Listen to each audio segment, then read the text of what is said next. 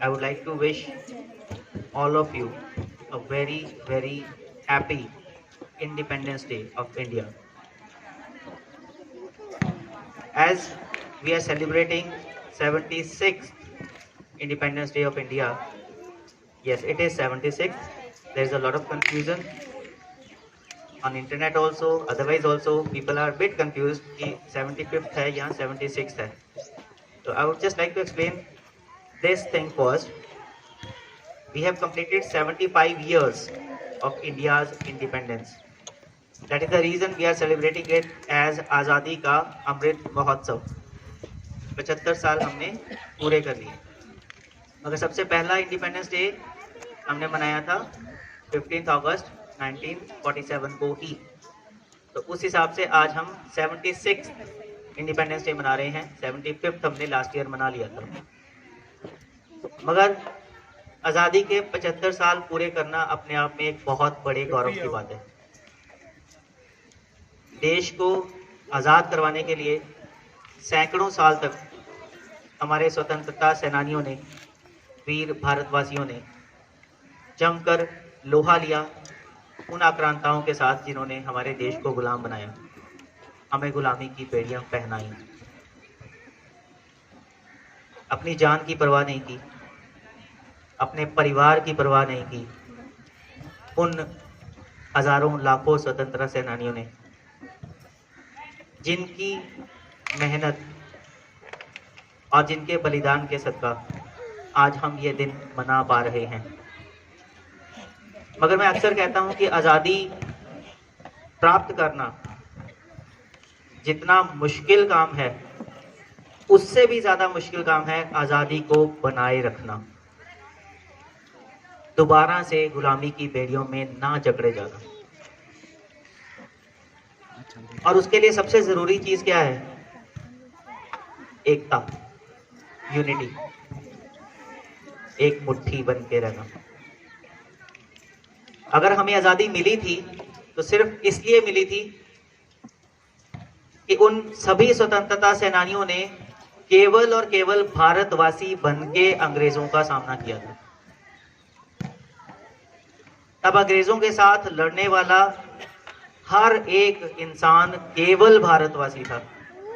वो हिंदू नहीं था, मुस्लिम नहीं था, सिख नहीं था, ईसाई नहीं था, पंजाबी नहीं था, गुजराती नहीं था, महाराष्ट्रियन नहीं था, बंगाली नहीं था. उनमें से हर कोई केवल और केवल भारतीय था. इस वजह से हमें आज़ादी मिली थी. मगर आज 75 साल जो हमने पूरे किए हैं, यहाँ तक आते आते पिछले कुछ सालों में वो एकता जिसके साथ हमने उन अंग्रेजों का सामना किया था, उस एकता पर कहीं ना कहीं खतरे के बादल मंडरा रहे हैं. लगता है जैसे नजर लग रही है उस एकता को, क्योंकि हम भारतवासी से हटके फिर बटना शुरू हो चुके हैं. आज देश में माहौल ऐसा है कि हर कोई अपनी पहचान या तो धर्म के नाम पे, या जाति के नाम पे, या राज्य के नाम पे, या भाषा के नाम पे बताने और बनाने में गर्व महसूस कर रहा है. एक भारतीय खुद को कहलाने में कहीं ना कहीं कुछ संकोच, कुछ झिझक महसूस होती है. वहीं अगर हम राज्य के तौर पे अपने आप को रिप्रेजेंट करें, या रिलीजन के तौर पे रिप्रेजेंट करें, या भाषा के तौर पे रिप्रेजेंट करें, बड़ा गर्व महसूस होता है उसमें. ऐसे में एकता कैसे बनी रहेगी? हम लोग एक कैसे रहेंगे? एक होकर जो आज़ादी मिली थी, बिखर जाएंगे तो उस आज़ादी को कायम रख पाएंगे? ये ज़रूरत है सबको खुद से पूछने की.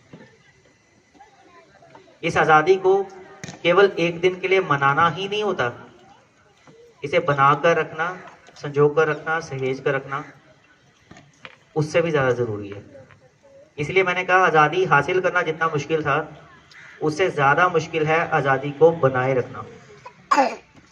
तो आज आप सबके थ्रू मैं पूरे भारतवासियों को, चाहे वो भारत में है चाहे भारत से बाहर भी कहीं हैं, केवल एक ही संदेश देना चाहूंगा, एक रहिए, be united, be one, be Indians. जब भी बात आएगी अपनी पहचान बनाने की और बताने की, एक भारतीय के तौर पे अपनी पहचान को धर्म, जाति, भाषा, राज्य के तौर पे जो पहचान है उससे प्लीज ऊपर रखिए। Let's all feel and be proud of being Indians. Bharat माता की, भारत माता की, भारत माता की जय Hind. Happy independence day once again. Thank you.